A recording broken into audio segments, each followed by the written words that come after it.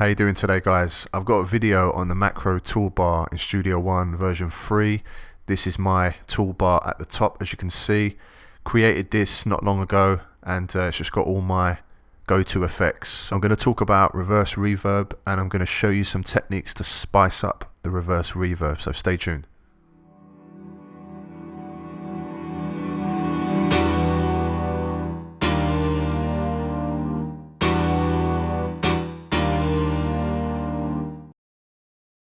So what I do is I select the first part of the piano and I click on my reverse reverb button, and this is what I get.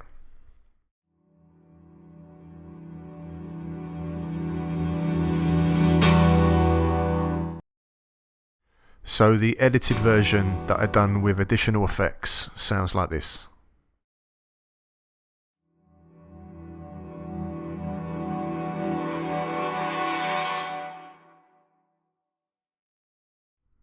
Now the way that I've done that was I chopped off the end of the reverse reverb and I added some effects. So Pro EQ for a sweep from automation.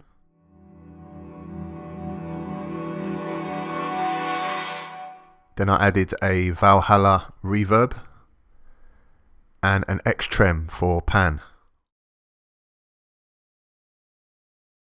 Once all that's done, all you have to do is render if need be and put a tail of 3 or 4 seconds and you should be good. Let's hear how this sounds together with the piano.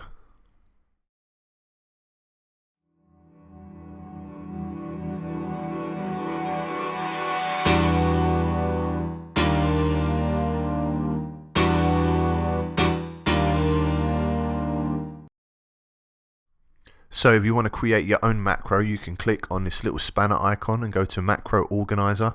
We're just going to double click into my one and we're going to look at the chain. So you can see here we've got bounce to new track, reverse audio, insert event effects. Now with the event effects you can double click, and I've selected the room reverb large tunnel, and don't forget to add a tail of 5 seconds. After that we've got render event effects, reverse audio and rename events. Again, double click and name it whatever you want. So we're going to create our own. Let's go new and we're going to title new reverb. So for the group you can put it in any group you want. Mine's in FX and we're going to speed this up, so bounce to new track, reverse audio, insert event effects. We're going to select the room reverb, large tunnel, 5 seconds. Render the event effects,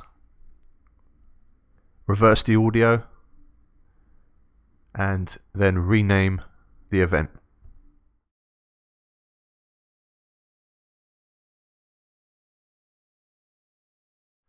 So I've duplicated the piano chord, the first chord here, and I'm going to right click up on top of the macro and I'm going to select new button, right click again on the button, and I'm going to assign it to macros and new reverb. So from here you can right click and select and choose a name, it's up to you. I'm going to call this custom reverb for now. So once we've done that, we're going to select it. And now it's just a regular reverse reverb. So the first thing I done was chop off the tail.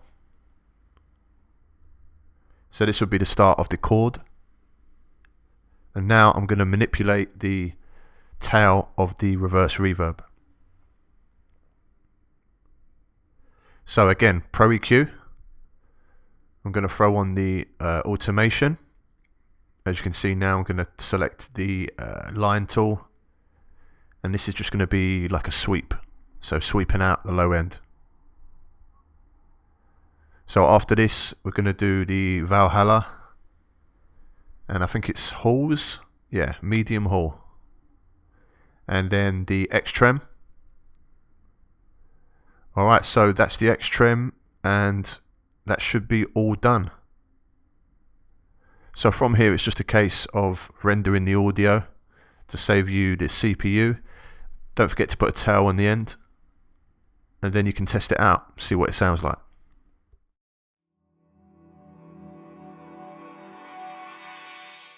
Now this one does sound a little bit quiet, so I'm going to render it to real time, chop the end off again, and I'm just going to put the volume up, render it, and it should be good to go.